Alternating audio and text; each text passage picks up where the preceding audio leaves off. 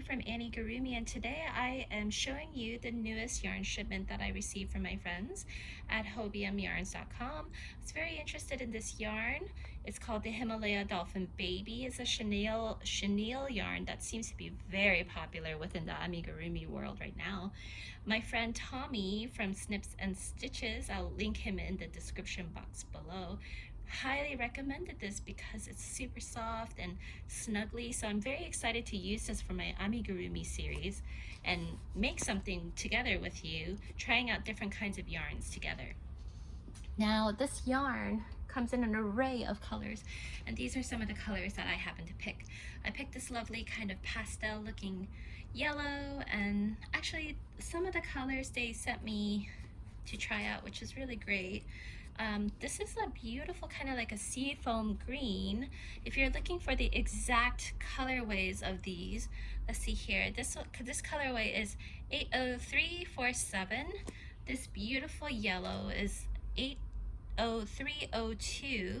It's a lighter yellow. It's not that bold yellow that you see in like bumblebees. Of course, I asked for white because a lot of accenting, embroidery, and things like that. White comes in very handy. I also wanted to talk about what the material is. It's 100% micro polyester, as well as being 100 grams, 120 meters. So it's a pretty good amount of yarn. If you're using a crochet hook, they recommend a 4.5 millimeter. So I'll play around and see what's good for Amigurumi, and my friend Tommy also has given me some tips and tricks that I hope to include in another video. But if you're using it for, say, a blanket, then knitting needle 6.5 millimeters or crochet hook 4.5 millimeters. You can wash it, and it says not to dry it, so you know, we'll see. I'm gonna give it a try and let you know. The white is lovely. I have two whites over here, as well as this. Oh, this lime green is so pretty, isn't it? And I have to say, to the touch, it's very, very soft. If you're familiar with chenille yarn, it's very, feels like almost like fleece in a way. It's very, very soft. And this beautiful, beautiful blue. Oh, I forgot to tell you the color for this. This one is 80350. This is like a lime green. We have this, it actually looks like a dolphin blue, which is funny because this line is called Dolphin Baby. So this one is 80326, and I'm loving this because I was thinking about making a narwhal with this. And this red and green, I just thought for Christmas time, maybe making a Christmas tree or something would be very nice. So this is a very like evergreen colored green. This one is in the colorway 80331. It's very nice. It's very kind of, you know, the typical Christmassy green that you would see, not the grass green and not the lime green, but you know, just kind of a richer, darker green. Pink is always nice, and this one is very, almost like a piggy pink, and this one is in the colorway 80319. And if you're making a pig or using it as maybe a blusher or anything that you need like a soft pink, this is great. And the red that I told you about earlier, this is very classic red, like Valentine's Day, tomato. Actually, I shouldn't say tomato because tomatoes can lean orange. This is more like an apple red or like a Crayola crayon red. So this one is 80352. And this one is a rich brown that I have. This rich brown is 80343. So now this is something that my friend Tommy also told me, that this colorway is actually quite dark. So it is, let me see on the camera if it's showing up. Yeah, it's in the sunlight, it looks very nice and rich brown, but it's definitely leaning towards a darker brown, almost a black, but I actually don't mind it because I think it's very lovely. So these are the yarns that I'm going to be working with, and it'll be interesting because I heard that it can be tricky, so I'm really up for this challenge so that we can try it out together. And head over to HobiumYarns.com if you're interested in using this yarn. I think it's such a great deal for the amount of yarn that you get. The quality is very nice. As you can see, it's nice and fluffy, and it's very even. I don't see the single strand in it at all. It's very fluffy, very consistent, which I like, and they have a wide range of colors. Previously, we were working with the Yarn Art Gene Plus, which is an excellent yarn for beginning amigurumi. Because it is thick and it doesn't split, the yarn itself will stay together pretty well. The stitch definition is very good. So when you're starting off with amigurumi, that is a nice yarn to start with, I would have to say. Now, if you're wanting to try something different, this is the Himalaya Dolphin Baby yarn. So this is actually really hot right now in the amigurumi world because it makes such a fluffy, fluffy, fluffy amigurumi. I'm just going to set this to the side. So it's a very interesting yarn. It's very plushy and very squeezable, very lovely to work with, and I can imagine babies really loving this.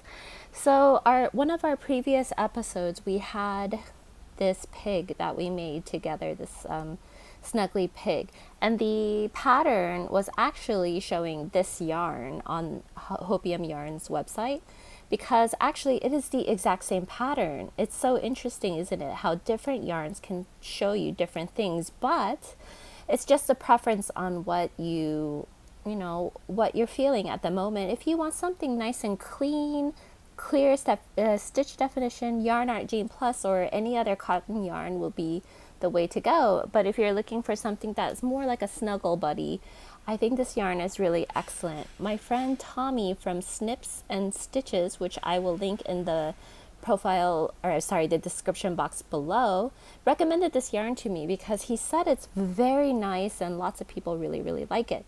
So I was asking him for some tips about this yarn.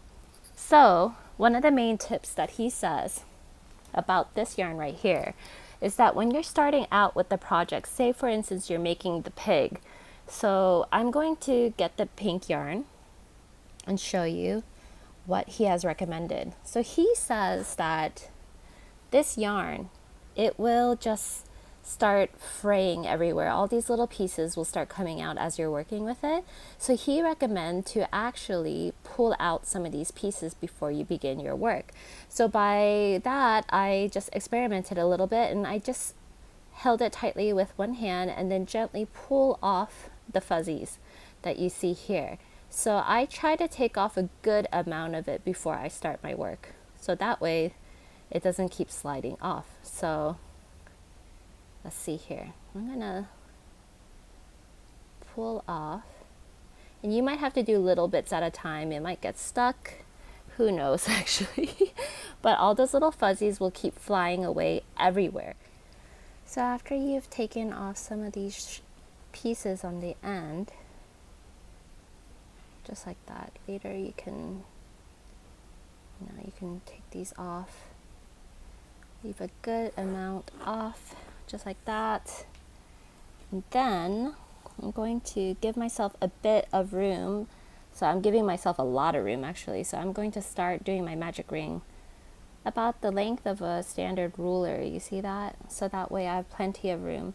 So go ahead, and if we're going to do the pig that we did in an earlier episode, it's just the same thing. You just make your magic ring.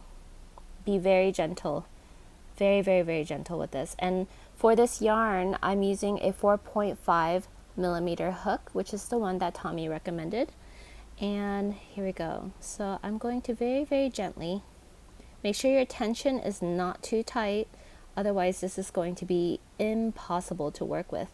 So just like that pattern before, we are going to do 6 single crochets. And you can find the pattern for free on HobiumYarns blog, or you can go to my shops and purchase it for a small fee, and then you'll be supporting my small business, which I would really greatly appreciate, but no pressure. Okay, so we have 6 here. And now I want to tighten that up a bit. So what I'm going to do is I'm going to find that long tail that is abnormally long than we normally would. I would gently going to pull it. So with chenille yarn, you have to be very, very gentle. So I'm going to pull it to close the magic ring. So just feel for it and gently pull.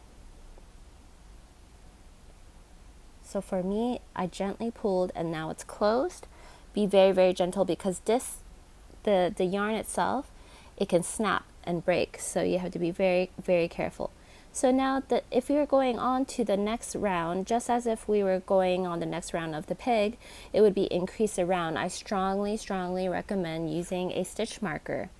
So I'm just going to find the stitches here. So I can actually see the stitch right here. So I'm going to go into the stitch as normal. So that's my first one. I'll place the stitch marker right there. And then now I know that I need to increase every stitch. So I can actually see the stitches right here. I don't know if you can on camera, but it's right there. And then I see it right there too. Right there. The nice part about this yarn is that it's very, very forgiving. So if you make mistakes, it's easy to cover it up. So I can see the stitches here. So it's 2, 4, 6, 8, 10, 12. Yeah, so I have 12.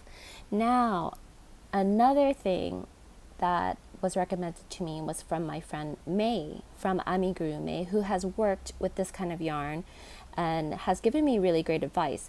So she said if it's hard to see the stitches, you can work through the back loop only, so that way you can see the stitches more easily. So in this case, in this round, I'll do single crochet and then increase in the next. So what she was saying is that instead of trying to go under both loops here, as you can see right there, you just go through the back loop. So that this is the front loop.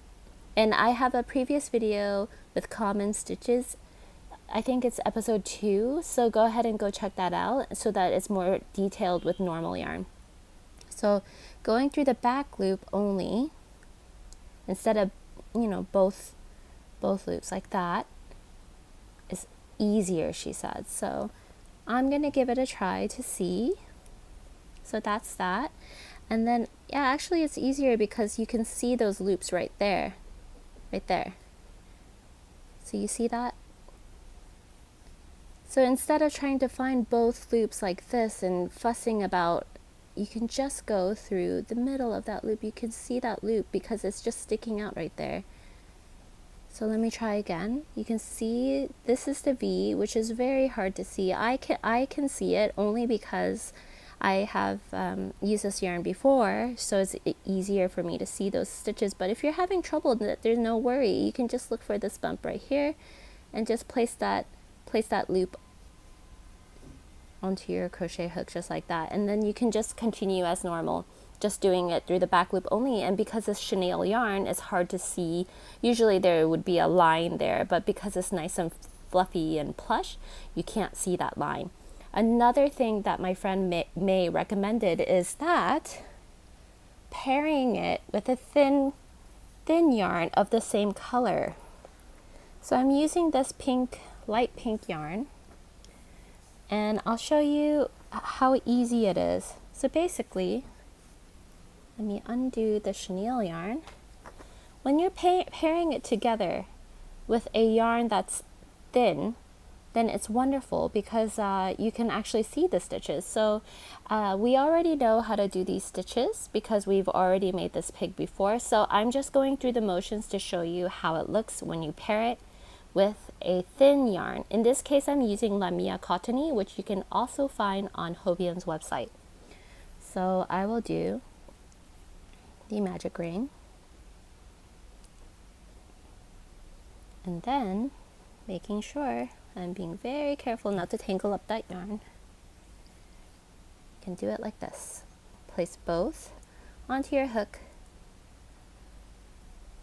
and then magic ringing 6.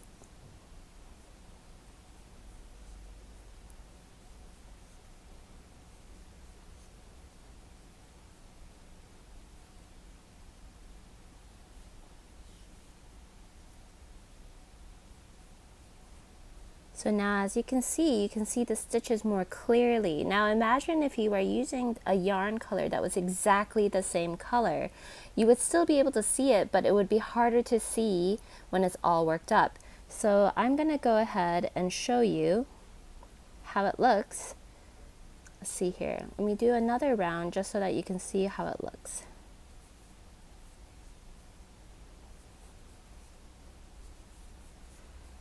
Now you can see here that if it were the exact same color, there would be no swirls, but the swirls actually pretty nice too, I have to say. So when you're doing it, I can actually see the stitches better. Do you see that right there? So I can see that the stitches are right there. This is actually such great advice from my friends. Both Tommy and May are really good friends of mine and have really helped me grow as an amigurumi maker and designer. And yeah, this is a pretty good tip if you're having trouble using any type of fancy or fuzzy type yarns. So go ahead and give it a try and let me know if you've made my picky pattern, whether it's using regular cotton yarn, acrylic, whichever you like, or the fancy ones like this one.